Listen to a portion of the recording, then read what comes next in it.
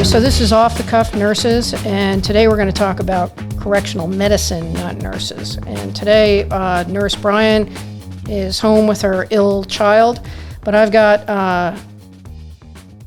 Dr. Dan McConnell, who is an emergency physician and is also jail medical director now.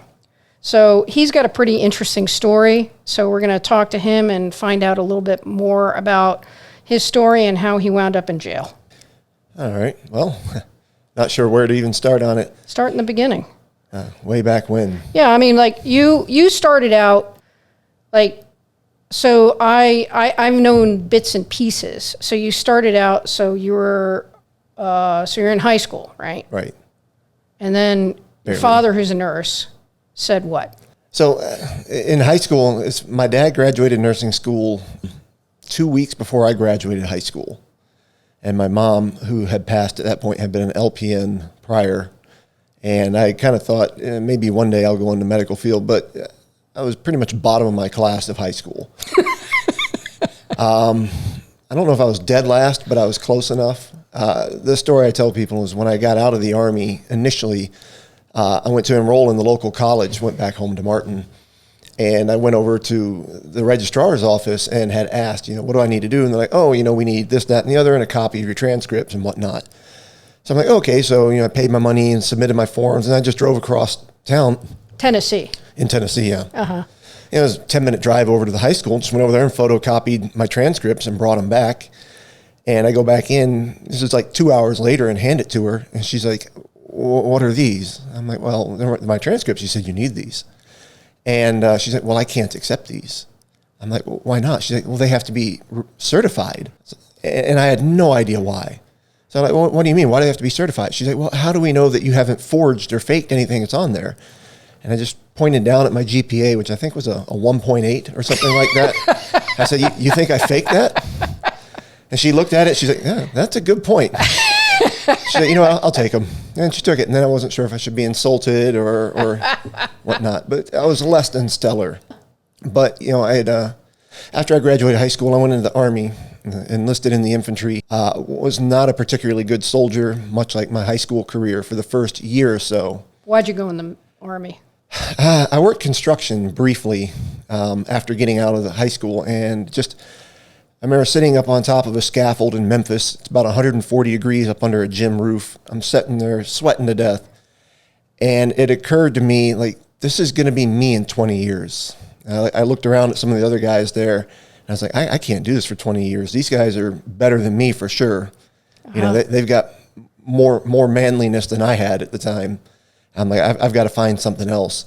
And my dad had been a recruiter when he was in the Army, and he had told me at one point, he's like, you should join the Army. And I was like, I'm never going to join the military. I knew two things when I graduated high school. I was never going to join the Army, and I was never going to go to college. That I was sure of. Uh-huh. Anything else was on the table. Right.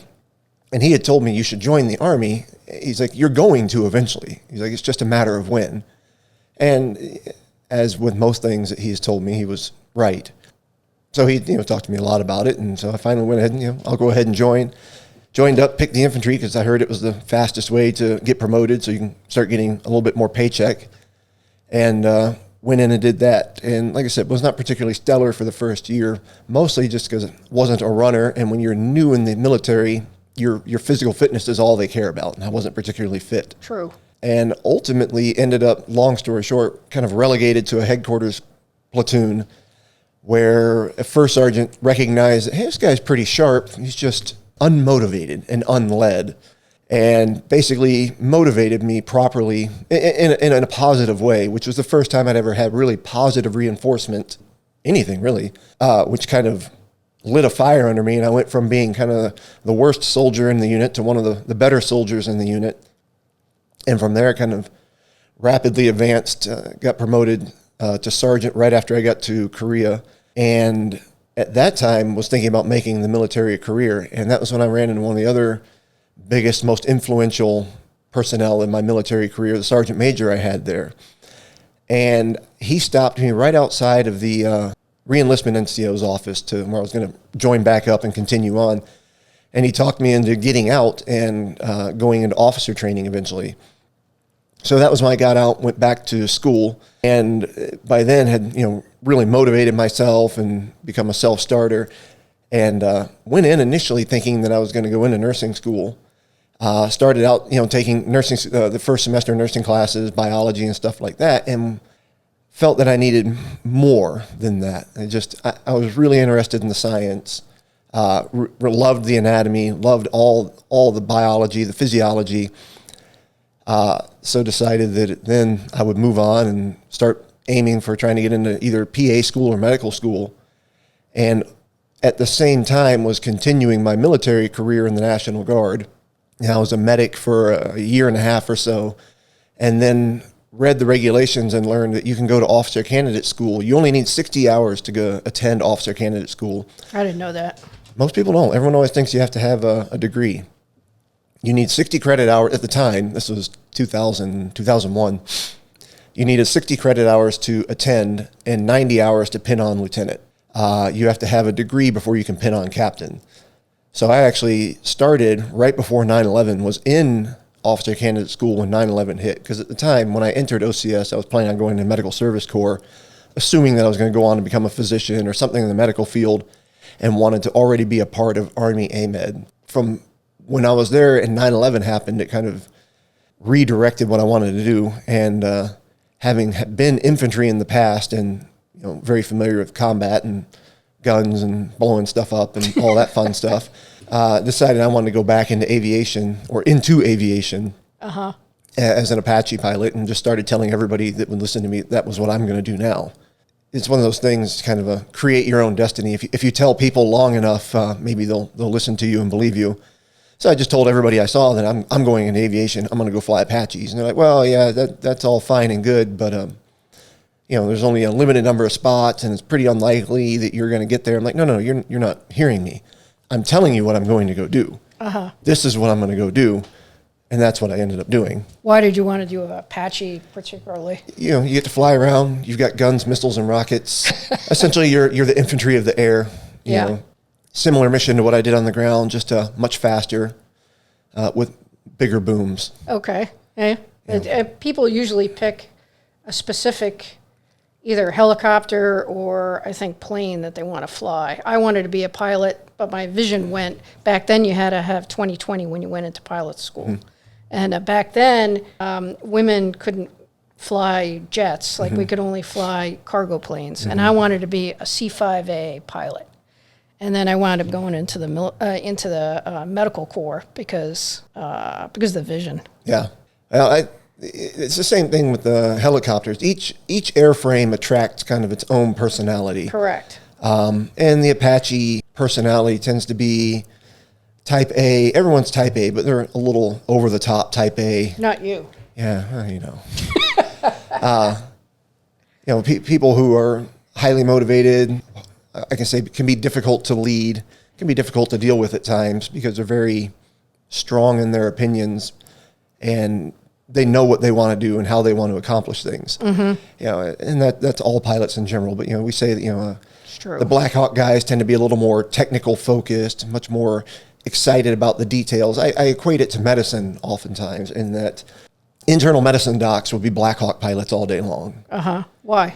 Just internal medicine is, again, they're much more focused on the details, not the big picture or the what are we doing right now. When you would do mission planning with an Apache unit, basically we know we're going to start here and the enemy's over here, so we're going to go here to here, and we're going to make lots of bad things happen there for them, and then we go back. And they're like, yeah, but what about all in between there? And no, that's all the flying stuff. We'll get there.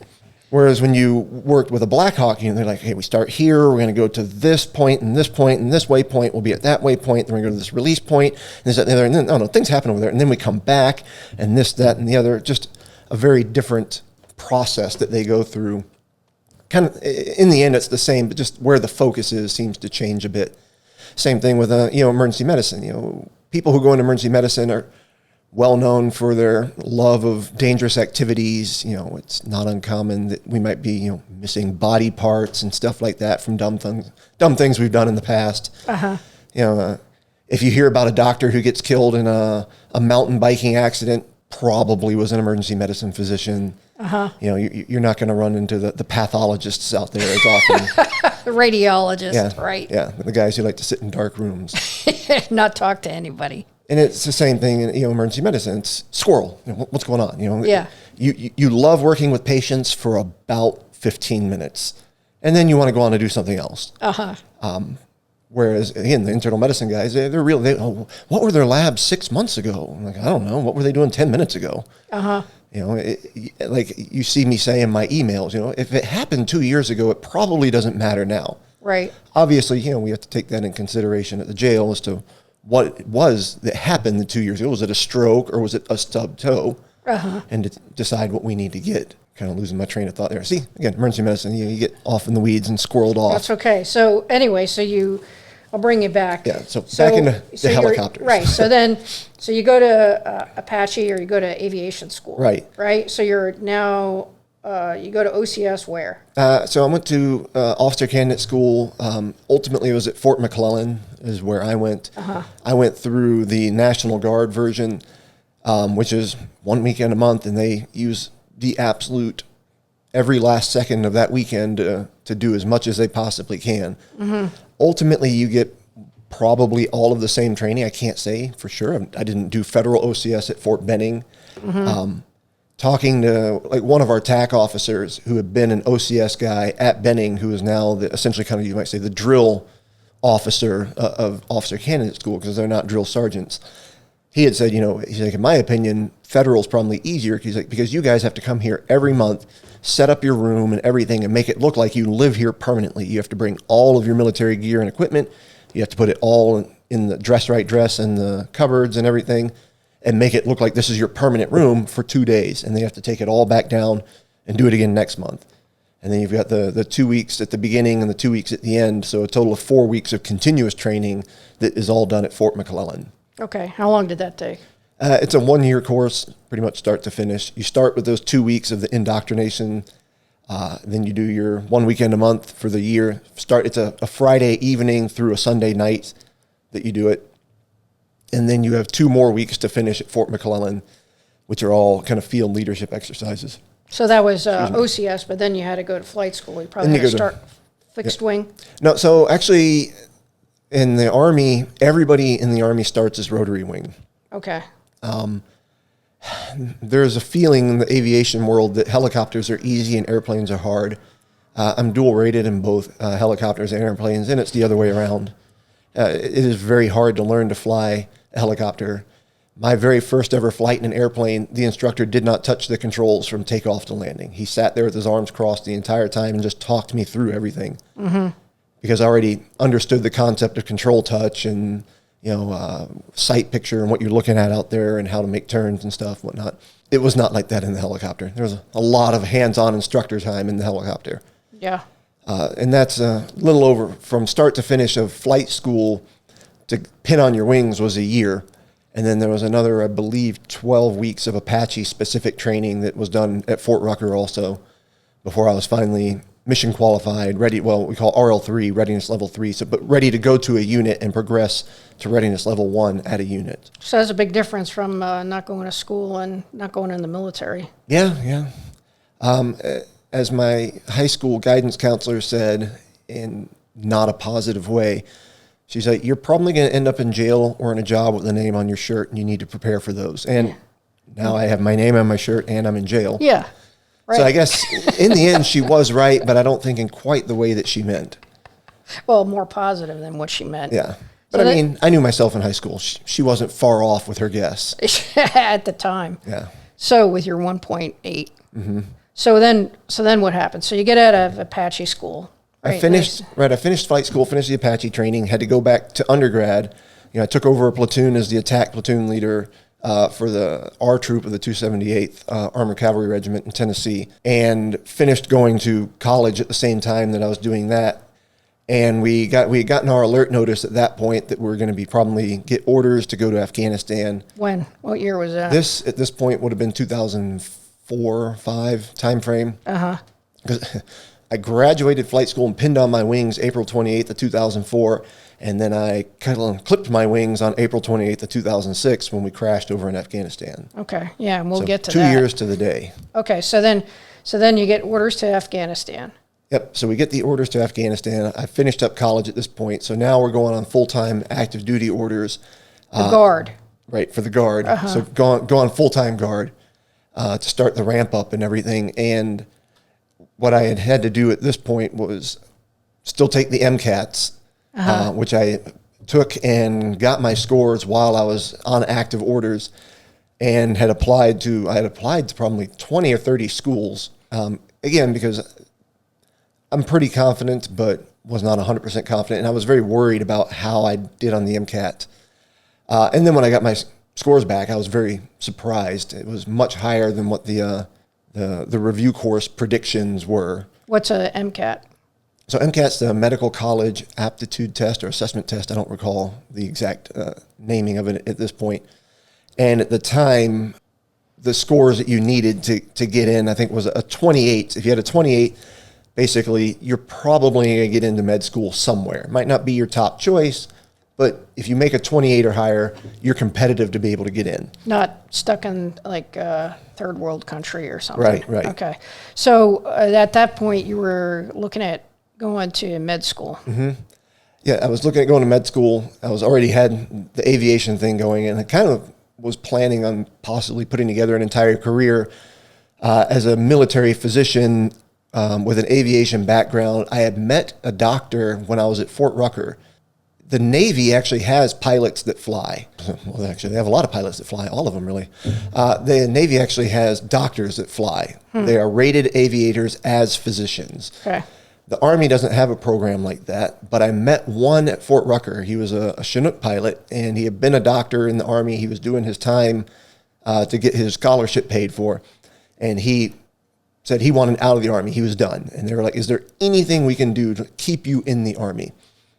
And he's like, if you let me go be a helicopter pilot, I will stay in the Army. And they're like, okay, but you'll be both a pilot and a doctor. You still have to do all your doctor stuff too. Yeah. And he's like, deal, I'll do that. And he signed some contract with the Army where they sent him to flight school to be a pilot. And then he was also probably a battalion or brigade surgeon is what they call them. But basically the physicians who take care of the aviators. Yeah, we have those. They're called flight surgeons Yeah. in the Air Force. Yeah, flight surgeon, I guess, would probably be what he is in. I don't know. They don't fly, really. They're pretty much family medicine, I think, for the most part. Yeah. So, all right. So then you get orders for Afghanistan, the whole platoon. So we get our whole the aviation troop. So we 2 platoons make up our troop. You know, we have an attack and a scout. We get the orders. We're down at where are we at this point? Fort Rucker. Where's and that? Fort Hood. Fort Rucker's in southern Alabama. It has a new name now. And then Fort Hood, which I think also has a new name now. They've renamed everything in the last 5 years for to get rid of all the Civil War names. But we're training at Fort Hood, and I know that I was at Fort Rucker doing one of the exercises when I had gotten an interview for East Tennessee State University. I had actually gotten invitations for interviews at quite a few schools, and a lot of them were not really willing to work with me to get the interview done. You know, they're like, you can be here on this day at this time. And I'm like, well, I don't know if I'll be able to be there at that day at that time. And I mean, one school even went so far as they sent me a letter like, maybe you should reconsider being a physician if you're not that committed to the cause. Oh, nice. And I was like, I don't think you guys understand what I'm doing right now. I'm kind of committed to the national security cause, you know, in addition. Right. But East Tennessee State University, their board of admissions, the person who was in charge of it, you know, he told me, he's like, look, all we need to do is your interview. He's like, we need to have 2 people interview you. He's like, you let us know a day and a time that you can be here, and we will have 2 people here to interview. He's like, it can be a Sunday at 11 o'clock at night. If that's the only time that you'll be able to make, then that's what you do.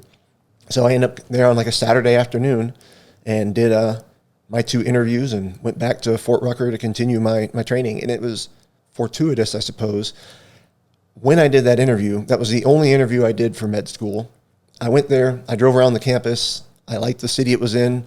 I looked around like, ooh, I like here. I'm going to go here. And when I left, I just immediately called and canceled all the other applications I had to everywhere else. Just no thought whatsoever that maybe they won't accept me. Huh. You know, I just assumed, oh, I like this place. They seem to like me. I'm going to sign up and go here. Kind of A big chance. yeah, same thing I did, I guess, going to undergrad. I'm just going to go here. Here's my records. When do I start? Huh. You know, and luckily they took me. Yeah. And I got accepted right before we deployed. Was offered the option to defer my deployment to go to med school, and said, no, I can't do that. You know, I'm not going to leave these guys without a leader right before we go overseas. What year was that? This was 2005. We were about to deploy. Mm-hmm. We actually deployed February of 2006. Okay.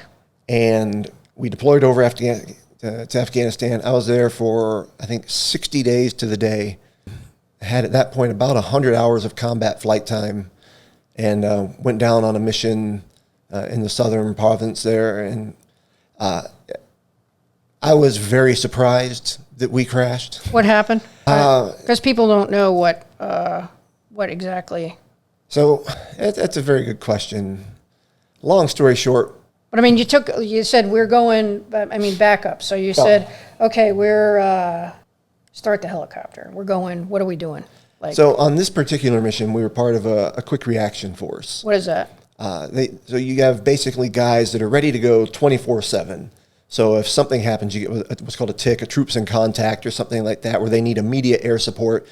You run out, jump in helicopters, and off you go. You know, Okay. You'll have minimal information, and you'll get more information as you go as to what you're going into. How many helicopters? Typically, there's two. You know, at this point, what we were for this particular QRF, Quick Reaction Force, was we were the escort helicopter for the medevac. Okay. The medevac or the troop carrier, which is a Black Hawk. Okay. So we were escorting a Black Hawk out to what was a suspected helicopter ambush. Okay, so the Black Hawk is bigger. Roughly, they're the same size if you put them side by side, but the Black Hawk has the ability to carry troops.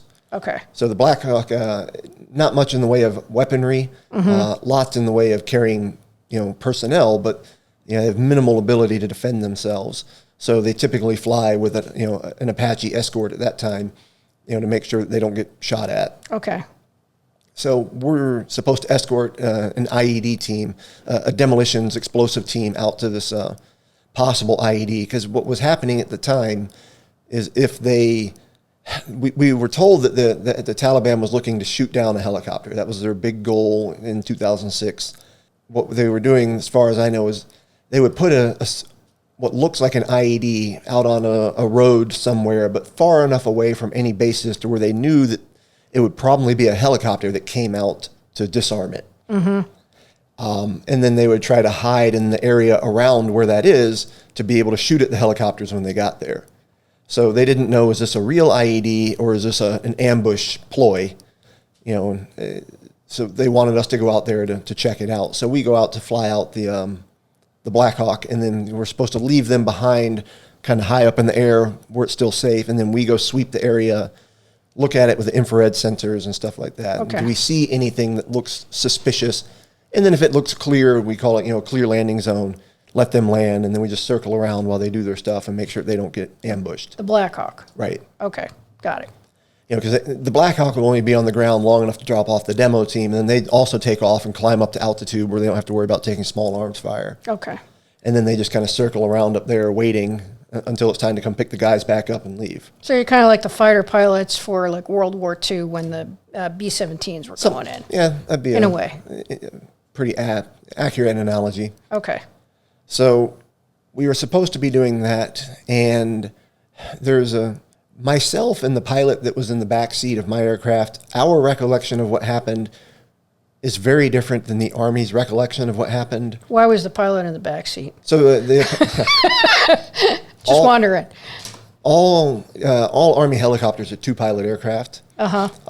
So in the Apache, it's a front seat, back seat. Okay. So the backseat guy is typically your pilot in command. Your front seat guy is what they call the co-pilot gunner. Usually your junior guy who is actually doing most of the flying until it comes time to do the engagements, and then you're on the weapon system with the backseat guy doing the flying. Okay, so either one can fly. Yep. I got it. Okay. Basically, in the model that I flew, both people can do both things from either station, but the front seat has all of the big weapons controls and little tiny flight controls. And the back seat has the big flight controls and the little weapon stuff. Okay, so he's not in the back seat drinking a cup of coffee. Might have been. But Okay, all right. But yeah, at the time we crashed, he was the pilot on the controls. And, we crashed avoiding the Black. Our recollection is we were avoiding the Black Hawk. So you were escorting this Black Hawk. Yeah. And then what happened? Well, my memory of it is that they flew in front of us and we turned to avoid hitting them because we were supposed to pass them on the left. Is what the radio calls I remember is they'd asked us to pass them on the left. They're supposed to slow back their speed so that we can get by them far enough ahead to sweep the landing zone. Mm-hmm. So that the idea being that we do the sweep, and as we're turning around and coming back is right when they're on their approach to land. So they're covered as we come back by. Got it. We were trying to make that pass on the left, and then I was looking down at the computers because we were getting an error on our GPS. Things weren't lining up with what we were expecting. And I was trying to figure it out, and then I glanced up for a second, and I just saw the Black Hawk as it was on the right side of my screen coming right in front of us. How high off the ground were you? About 180 feet. So pretty good distance. Yeah. I mean, 180 feet is just seconds from the ground. We fly typically about 200 feet. Because you stayed close to the ground at that point. So you look up and you see a Black Hawk in front of you. And I just yelled to the backseat guy to look out. He makes what I remember him as just pulling a hard nose up and leaning the helicopter hard left to outturn the other aircraft. And we did successfully outturn them because when helicopters touch, everybody dies. There's no real hope at that point. Right. And he... They don't glide very well. And if the blades touch anything, they just basically disintegrate and you just go down like a rock. Okay. So we managed to outturn the Black Hawk and then leveled out and had a very brief discussion about if we were going to crash or not, with me being in the pessimistic mode of, yes, we're going to crash. And him being much more the optimist of, no, we got it. And I said, no, we're going to crash. And he's like, no, we got it. And then when he said that second, we got it, you heard all the low rotor alarms going off, meaning that he pulled max power to the point where the blades were slowing down. Okay. And the last thing I remember prior to hitting the ground is seeing our shadow coming up to meet us. Seeing our shadow coming up to meet us, and the backseater going, yeah, we're not going to make it. Oh, he finally admitted that? Yeah, as soon as he said that is when we hit. And it was like a giant just shook you. It was the most violent thing I've ever experienced. In my memory, there's no lapse. Like I think that I remember everything from the impact all the way up to, getting to the hospital. Mm-hmm. The backseater, he said that when he got out, he managed to get himself out of the aircraft. The pilot. Yeah. He got out and he said he came around to the front seat where I am. He said my chin was down on my chest. I was gray. There's blood everywhere because the hand was gone at that point. How did that happen?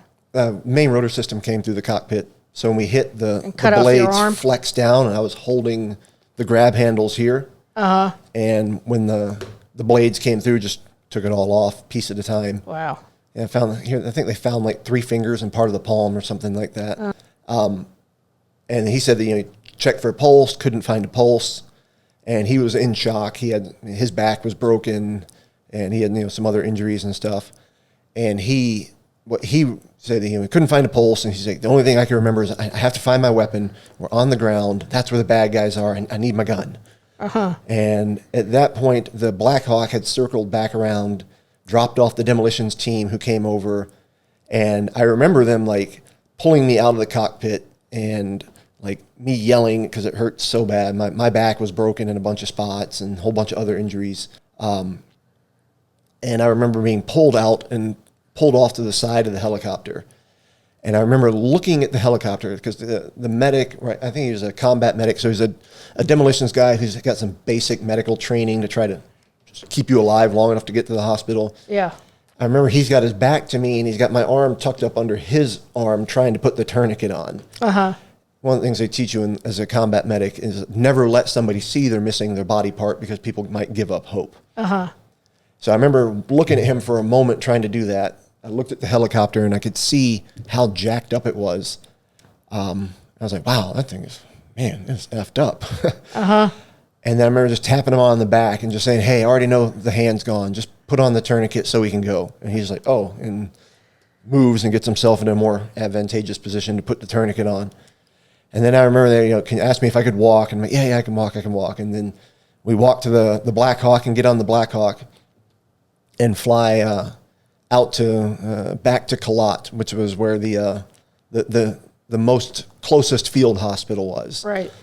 And the whole time we're flying back, I remember I would just like look up at my backseater every minute or two and be like, Johnny, what happened? Because I didn't really remember at the moment what had happened. Concussion? Yeah, definitely had a concussion. Had a head bleed from that. A few other skull fractures, things like that. Interesting, I didn't touch the face, so the moneymaker was still good. But okay. I had 3 little scratches on my chin that looked like I cut myself shaving. And that was the only damage I had to my face. Wow. Yeah. Triceps was severed, arm was cut off, back was broken, neck was broken, everything else, but face was good. Okay, well, that's important. So I've gone on to ruin it with this horrible goatee. So Right. And the last thing I remember, though, is getting to Kalat, where the field hospital was, and I knew I had actually met the doctor, the trauma surgeon who was there, because we had done a couple of overnights there where we would stay on a QRF at Kalat. And I knew that he was a trauma surgeon who had done vascular surgery. So I was like, oh, man, if anybody can put my hand back on, it's going to be this guy. And the last thing I remember is like stepping out of the helicopter. I looked over to my right, and I could see another Apache spun up at 100% power, ready to go. And I knew it was 2 of our guys in there. And I remember thinking, okay, everything's going to be good. And then I remember looking down. I couldn't figure out why the rocks were getting closer. Falling forward? Yeah, as I was falling face forward on the ground. Uh-huh. And next thing I remember was waking up in Kandahar and thinking, man, I've got to tell my dad that, like, everything's okay. Because in my mind, I didn't know how it worked. In my mind, I envisioned somebody in a uniform showing up, and, I was an only son and blah, blah, blah. And then my dad, like, having a heart attack or something like that. So I remember thinking, okay, I'm gonna call my dad and try and play it cool. Now, mind you, at this point, my dad's been an ICU and ER nurse for better part of 10 years. This is 2006, so he graduated in 95. So 11 years in those positions. So he's got some medical understanding. But I think, all right, I'm going to play it cool. So in my morphine haze, I somehow can remember my dad's phone number and got somebody to call home. It's like 5:36 in the morning, Tennessee time. Mm-hmm. And, he picks up the phone. I'm thinking, all right, let's play it cool. We'll ease into this. So I'm like, hey, what's going on? And he's like, what happened? Uh-huh. And I'm like, what do you mean? What do you mean what happened? He's like, I can tell by the way you're talking that you've had a tube in your throat. Really? Yeah, because in my head, I sound like I'm, real smooth talking, but apparently I was just kind of croaking on the phone. Wow. Like if you've ever heard somebody who just got extubated, so I had that sound. And I was like, well, I guess I'm not going to effing med school anymore. And he's like, what do you mean by that? And I'm like, well, I lost my effing arm. Oh, my God. And he's like, you what? I'm like, well, I lost my effing arm. It's gone. And he's like, well, what do you mean it's gone? And in my head, and again, in my mind, this conversation happened over about 2 minutes. But in reality, apparently it was about half an hour. Uh-huh. And I had very concrete thinking at the time. I was stuck at that because of all the drugs that were on board. Right. So I'm like, how is he not getting it? I'm missing my arm. I'm like, well, it's gone. And he's like, what do you mean it's gone? I'm like, well, it's not there. Uh-huh. He's like, well, where is it missing? I'm like, in Afghanistan. Just stupid answers to what I thought were stupid questions. And he's like, yeah, okay. He's like, do you have your elbow? Do you have your wrist? Like, how much is gone? And I remember looking down and I could see, the stump and everything, and it was all wrapped up in a big bandage. I'm like, well, and I'm grabbing it and I can feel the elbow, but I can't see it. And so he thinks, okay, it's gone at the shoulder. Right. But I'm thinking, well, I can see where it's wrapped up, but I can't see it through the bandages, And then somewhere in that point, somebody took the phone away from me and, asked my dad, like, who is this? And he's like, this is Dad. And my dad said, the only thing they were concerned about was like, this isn't right. You're not supposed to be notified like this. Uh-huh. And my dad's like, yeah, I don't care. Like, I've been notified, apparently. He's like, what's going on? And my dad asked, like, what's the deal? Like, what are his chances? And I don't know who was on the phone, but my dad said at first they were like, oh, sir, we're doing all we can. We're hoping for the best. And my dad was like, look, cut the bull. He's like, I'm an ER nurse, working the ICU. He's like, I already know he's been intubated. He's like, I can only guess by, the mechanism of injury, how bad off he might be. He's like, what's the real chance of survival? Mm-hmm. And Dad said, the guy's like, he's like, sir, your son's not going to make it. Huh. He's like, we're doing everything we can to get him out of here as fast as we can. He's like, but we don't have what we need in country. He's like, we're going to try to get him back to Germany. He goes, but I don't think he's going to make Germany. He's like, he'll be lucky if he makes Kuwait. Because of the arm bleeding? Or well, what? I had internal injuries and stuff like that too. All right. At the time, all I knew was my arm was gone. I broke all my toys and I was going home, and I was just kind of mad about that. Right. It didn't occur to me that, maybe you might not make it home. Because, Right. As we were going in to crash, I was like, well, this is BS. I'm not supposed to die here. But, people always say, I wonder what it's like. What do you think right before you die? And I can tell you what you think. And it's, this is a load of bull. Excuse the French on that one, but I was like in utter disbelief. Right. It's funny, the day before that happened, literally the day before, there was an article in the Army, or the Stars and Stripes, which is your in-country newspaper. Yeah. And it was a whole center page, 2-page article about amputees and their injuries in combat and their life after that. And at this point, I'm already accepted to med school and everything, so I'm super interested. I read the whole article, and I distinctly remember putting the paper down thinking, wow, that sucks. Glad I'm never going to be one of those guys. The day before. This was literally the day before. Gosh. It's like maybe there's a little premonition there, like, hey, get ready. Things are about to change. So you're in, what's the name of the Kandahar? That was at Kandahar. Yeah. Okay. So that's Afghanistan. Yep. So. Yep. Then you were, then we're going to stop here and we're going to continue part 2. All right. And we'll go from there. So I am Dr. Minter. I've got Dr. McConnell with me, and this is part 1 of Off the Cuff.